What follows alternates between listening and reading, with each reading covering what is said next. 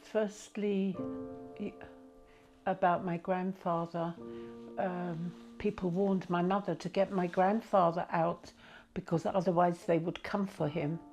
And she ran and got his papers and came back. We had a bakery. He made himself some food for the journey, some Zwieback, and he left on the midnight train. And the next morning they came for him and they didn't believe he wasn't there. They just didn't believe.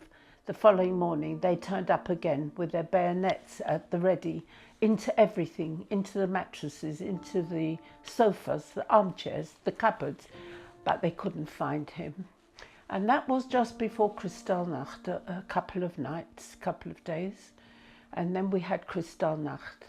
I was not quite 3.5, and they smashed in the windows of our bakery. We had the blind down almost, but the splinters from the glass went over what was remaining in the window, the cakes and the bread.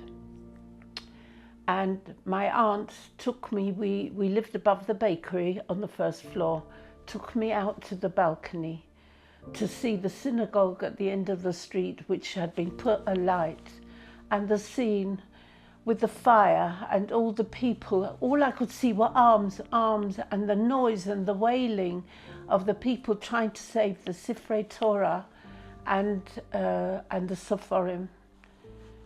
And with these memories and some others, we went to England at the end of December, and I had nightmares for years.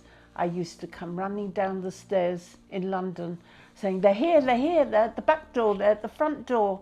The nightmares were horrendous.